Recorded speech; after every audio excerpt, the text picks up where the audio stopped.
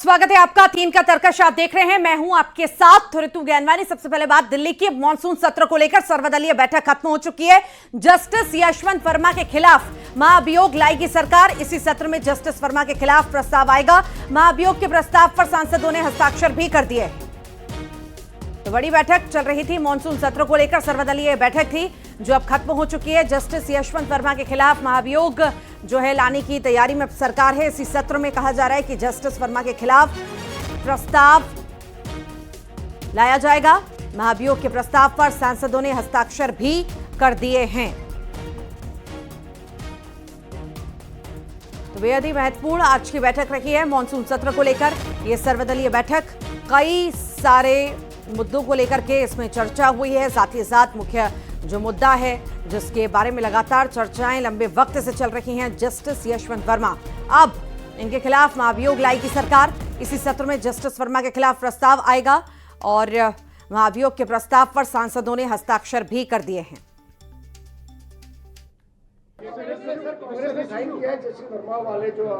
वो तो मैंने पहले बता दिया। जस्टिस वर्मा केस में जो प्रोसेस है उसमें सब पार्टी मिलकर करेंगे, उसमें ये सरकार का अकेला मूव नहीं है।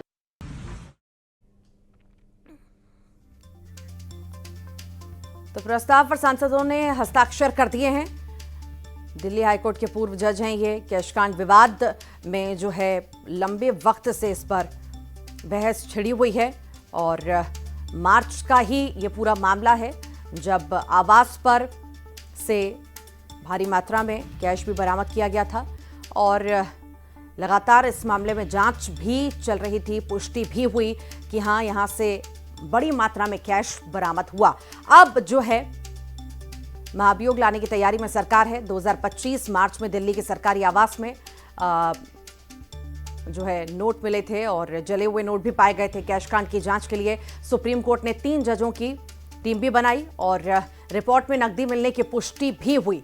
अब जो है सरकार महाभियोग लाने की तैयारी में है। ज्यादा जानकारी लेंगे सहयोगी अशरफ काज़मी हमारे साथ जुड़ गए हैं। अशरफ, सर्वदलीय बैठक हुई है, खत्म भी हो चुकी है। कितनी खास ये बैठक रही, किन किन मुद्दों पर चर्चा हुई है और साथ ही साथ जस्टिस यशवंत वर्मा के खिलाफ जो महाभियोग लाने की तैयारी में अब सरकार है, इससे कितना महत्वपूर्ण माने?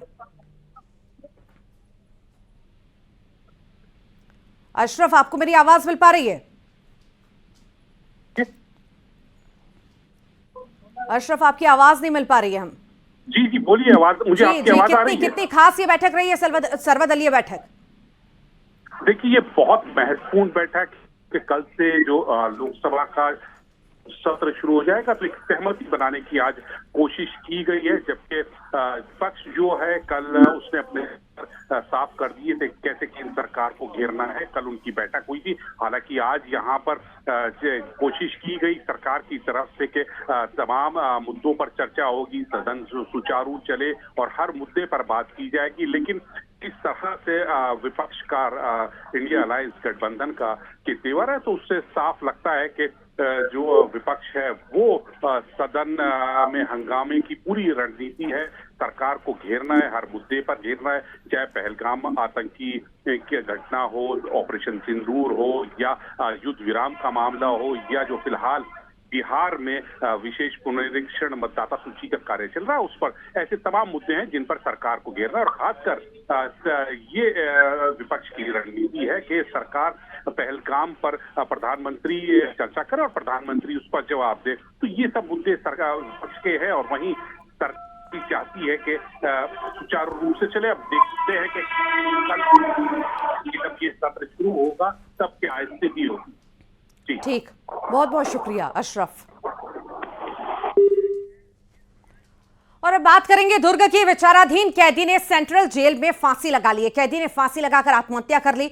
बता दें, पिछले 1.5 साल से सेंट्रल जेल में यह बंद था कैदी ने सेंट्रल जेल में फांसी लगा ली। विचाराधीन कैदी की मानसिक स्थिति सही नहीं होने की खबर है। दुर्ग एसपी विजय अग्रवाल ने इसकी पुष्टि की है।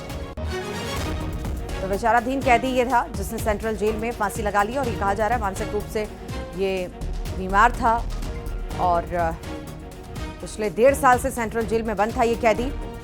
इसने फांसी लगा ली मानसिक स्थिति इसकी ठीक नहीं थी। ज्यादा जानकारी लेंगे, सहयोगी मिथिलेश ठाकुर हमारे साथ जुड़ गए हैं। मिथिलेश, विचाराधीन कैदी ने फांसी लगा ली है और प्रशासन के द्वारा यही बयान है कि मानसिक स्थिति ठीक नहीं थी, इसमें कितनी सत्यता है? परिजन क्या कहते हैं? किस आरोप में जेल में बंद था, बताइए।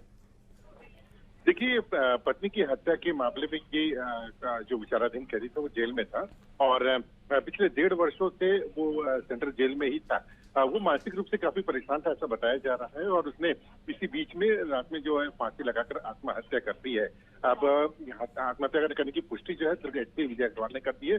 इसके बाद जो है अब प्रशासन जो है पूरे मामले में जांच करेगा और जांच के बाद में ये स्पष्ट होगा कि आखिरकार ये असल वजह क्या थी।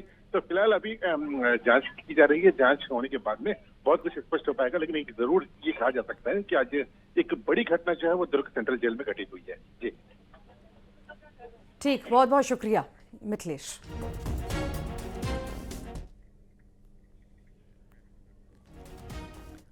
और दतिया में अतिक्रमण पर बुलडोजर एक्शन हुआ है। बस स्टैंड के पास से अतिक्रमण पर एक्शन हुआ। 6 से ज्यादा यहां पर अतिक्रमण को हटाया गया। कार्रवाई को लेकर दुकानदारों में नाराजगी भी देखी गई और दुकान से सामान फेंकते हुए भी दुकानदार दिखा। छत पर चढ़ने के दौरान एक दुकानदार घायल भी हो गया। तो अतिक्रमण के खिलाफ ये कार्रवाई।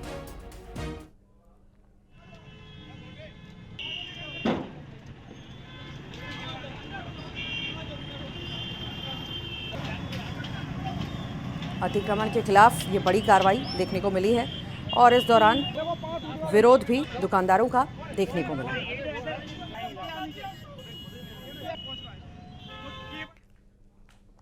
और रायपुर में पूर्व सीएम भूपेश बघेल ने ईडी दफ्तर में बेटे चैतन्य बघेल से मुलाकात की है। कोर्ट ने आधे घंटे मुलाकात का समय दिया था और इसके बाद भूपेश बघेल ईडी के दफ्तर पहुंचे थे। मुलाकात के बाद भूपेश बघेल ने विपक्ष की आवाज को दबाने के आरोप लगाए। साथ ही कहा कि कांग्रेस इससे डरने वाली नहीं है। शराब घोटाले में भिलाई आवाज से ईडी ने चैतन्य बघेल को गिरफ्तार किया था। इसके बाद स्पेशल कोर्ट ने ईडी ने 5 दिन की रिमांड दी थी। दूसरे दिन आधा घंटे की मुलाकात की अनुमति मिली है, तो मैं अपने बेटे चैतन्य बघेल से मिलने आया और मामला कुछ भी नहीं है। आरोप लगाए हैं उसमें कोई दम नहीं है और 10 मार्च को ये लोग रेड किए थे और बिना सम्मन के सीधा गिरफ्तार करके लाए।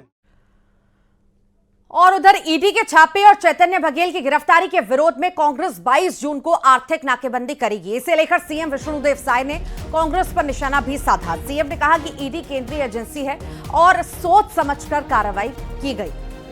मुख्यमंत्री ने कहा कि कांग्रेस जनता के लिए खड़ा कर रहे हैं, जनता के लिए 5 साल सरकार चलाए तो 5 साल पूरा धोखा देने का काम किए।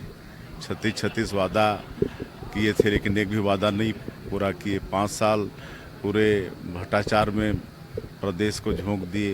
आज भ्रष्टाचार के कारण ही तो, अनेक घोटाले के कारण ही तो उनके लोग जेल जा रहे हैं। कुछ लोग बेल में हैं, फिर जेल जाने का सिलसिला भी जारी है। अभी तो और जांच।